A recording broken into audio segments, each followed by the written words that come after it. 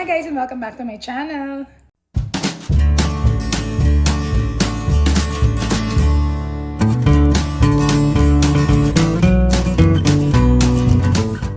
So, as usual, before we begin, gusto ko lang i-remind kayo mommies na hindi porke tayo mommy na, mommy na lang tayo, di ba? We should always take care of ourselves para we look good and we feel good. Okay, so it's been a long time again na ginawa ko yun at ako ay nag-sit down video. Pero kasi na-realize ko na yun nga talagang yung bulk of comments na nakukuha ko with my videos is yung talagang mga mommy contents and even yung mga past videos ko, which I realized na talaga namang nakakatulong sa ibang mommies. And na-realize ko na sobrang mas maganda nga talaga na makapag-share din talaga ako sa inyo ng mga tips or mga recommendations ko na talagang pinaniniwalaan ko, ginagamit ko at sure na sure ako na makakatulong sa inyo. Parang hindi na marunong magsalita no? So, syempre, alam naman nating lahat na ngayon ay panahon ng COVID. Kakaloka ka? Hindi mo alam hanggang ngayon, kakaloka ka. Diba? Syempre, sino hindi nakakaalam na panahon ng COVID ngayon? At alam natin na ano ba ang mga unang symptoms ng pagkakaroon ng COVID? Diba? Yung mga cough, colds, tapos pagkawala ng panlasa, ganyan. So, pagka naramdaman natin na yung mga unang symptoms na yun, lumalabas na, di ba? Wala tayong parang, alam mo yun, parang taranta agad na anong iinumin, anong gamot, ganyan. So, ito actually is, na-discover ko siya sa isang smart parenting group and I'm sure na na-share ko na din siya before pero gusto ko lang ulit siyang ipakita sa inyo and this time with yung pagpapakita kung paano ko siya pinaprepare. Okay, so ang anak ko, even before pandemic pa, talagang mabilis siyang ubuhin. Dati nung bata siya, parang madalas siya na-o-hospital dahil sa pneumonia. And nare-realize ko na every time nangyayari yun, nag-uumpisa siya sa pagkakaroon ng ubo. Alam mo yung parang pasimple-simpleng ubo na minsan parang sa isang araw, maririnig mo siyang umubo ng mga 5 times. Tapos the next day, pagising niya, ayan na. Nadidinig mo na sa likod niya na meron siyang halak. Tapos naririnig mo na parang sunod-sunod na yung ubo at parang may laman na. Pagka nangyari yun, automatic yun. Mangyayari, magkaka-fever siya, mahihirapan na siyang uminom ng dede kasi masusuka siya, isusuka niya every time uubo siya, hindi niya mainom yung mga gamot. At ang ending, ma-hospital po kami, mako-confine kami sa ospital. So talaga namang even before COVID pa, talagang ako, yun na yung pinaka-worry ko. Na pag yung anak ko inubo, doon ako takot na takot talaga. And syempre, hindi naman kasi pwede na pagka umubo, alam mo yon, may konting ubo lang, tapos 5 in a day, di ba?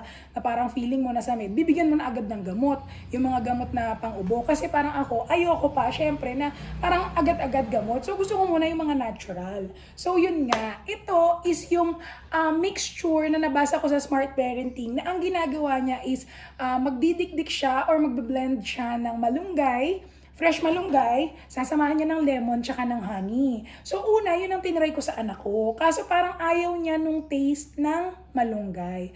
At may isa akong comment na nabasa na talaga namang sinabi niya na ito ang ginagamit niya. At ano ba yun? Ito, papakita ko sa inyo. Ayan. Binili ko yan kahapon sa grocery kasi ubos na. At ito, ipapakita ko sa inyo. So, ito yung aming bote. Ayan, kita nyo meron talaga kami. At hanggang dito na lang siya. Konti na lang, di ba yan? Ngayon, dahil nga medyo mabilis siyang gamitin, mabilis bang maubos? Hindi naman, kasi every time may ubo lang dun ko pinapainom. Pero yan, gusto ko na lagi ako may stock. Kasi alam nyo nung one time, naubusan talaga kami. Kahit saan ako pumunta, kahit saan ako tumawag, wala nang available. By the way guys, disclaimer, hindi po ito sponsored. How I wish nga. Kasi talagang ginagamit ko siya at medyo may kamahalan siya. Sa Robinsons, 270, pero sa Landers kayo bumili. Sa Landers, nasa 249 lang siya. Diba? Laki ng difference. So, yun. So, anyway, yun, going back. Yun, may nag-comment na sabi niya, ang ginagamit niya daw sa anak niya ay malunggay. At napakadali lang kasi nitong i-prepare. Ayan, papakita ko sa inyo ha. So yan, una mag-slice lang kayo ng kalamansi. Pwedeng kalamansi, pwedeng lemon. And then, ilalagay nyo, isi-squeeze nyo yung juice nung lemon or kalamansi. So ako, ang ginagawa ko, ginagamit ako na ng strainer para hindi na masama yung buto. Ayan, pagka nailagay ko na yung kalamansi, lalagyan ko naman na siya ngayon ng juice. Tapos, lalagyan ko ng water, hahaluan ko. At ito, papakita ko sa inyo. Talaga namang sarap na sarap na sarap na sarap ang anak ko. Talagang ewan ko, gustong-gusto niya rin yan. Hindi din siya yung parang nasasagwaan ng lasa. Kahit ako, pag iniinom ko siya, masarap siya. Para siyang, alam mo yung parang calamansi juice ewan ko, iced tea. Basta masarap siya. Pero, hindi naman din siya sobrang tamis kasi nahaluan mo rin ng water. So, ayun na nga. O, diba? Nakita nyo, talagang yung anak ko, favorite niya din talaga yon. Tapos, ang dali-dali lang i-prepare. At, kailan ko ba siya ginagamit? Tuwing kailan ko siya ginagamit? So, ito guys, yun nga, hindi niya maiiwasan, diba? Sa panahon ngayon, na konting alikabok, uubuhin yung anak ko. Kasi yung asawa ko, meron siyang sakit before. Ano nga yun? Yung parang, hindi naman asthma, basta, hindi, meron siyang skin asthma. Nagka-skin asthma siya before. So, nagka-skin asthma yung asawa ko, nakuha ng anak ko. Kumbaga, hindi naman asthma pa yun sa anak ko, pero yung, alam mo yung tuwing umaga, may sipon yung anak ko. Ganun yung asawa ko hanggang ngayon, tuwing umaga, pagising niya, may sipon siya. Tapos, ang anak ko, dati meron din yung mga sa balat, ganyan. Tapos ngayon nga, ayun nga, napapansin ko na parang konting halimbawa, maalikabukan o may masinghot. Alam mo, bigla na lang siyang uubo. At every time mangyayari yan, automatic binibigyan ko na. Kahit minsan ganito ha, halimbawa buong araw, hindi naman siya umuubo. Mga gabi mag-uumpisa uubo. Pag matutulog na kami, alam mo yung pag magkakatabi kami, maririnig mo sa likod niya, yung parang may halak, yung pag humihinga, parang may nakabara, basta parang may ganun. Alam mo, automatic pagka may ganun, bago siya matulog, papainumin ko na siya ng ganito. At kinabukasan, hindi magtutuloy, as in promise mawawala. Tapos ano pa, yung experience ko pa dito, syempre, tuwing lalabas kami, di ba, nilalabas namin si Mateo, pinapasyal namin siya. So, pinapainom ko siya nito tuwing pag-uwi, para lang sure na, alam mo yon kung meron man siyang nalanghap dyan, meron man siyang nainom na kung ano man na baka pwede magkaubos sa kanya, ma-prevent na. Promise guys, alam nyo, kahit sa matanda, ang asawa ko, binibigyan ko rin ito. Ako din minsan umiinom, pero kasi ako medyo malakas yung resistensya ko kaysa sa kanilang dalawa, kasi nga dahil meron siguro silang yung gano'n na sa asthma, ganyan. So, guys, promise, even sa mga adults, nire-recommend ko siya kasi maganda talaga siyang pang-prevent na alam mo yun, hindi magtuloy-tuloy. Promise, guys, hindi ko alam kung paano sasabihin sa inyo na sobra talaga. Promise, promise, promise. How I wish sponsor talaga to. Pero hindi, guys. Sobrang effective, sobrang the best.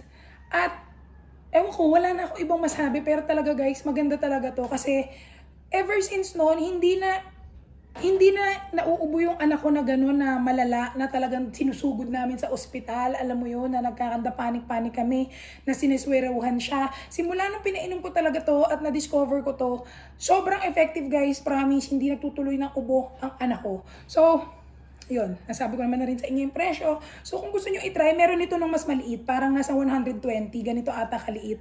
Yun. Meron naman yung ready to drink, parang nasa 34. Pero mas maganda yung concentrate kasi mas madaming beses mo siya magagamit. So, yan guys, promise ito, nire-recommend ko.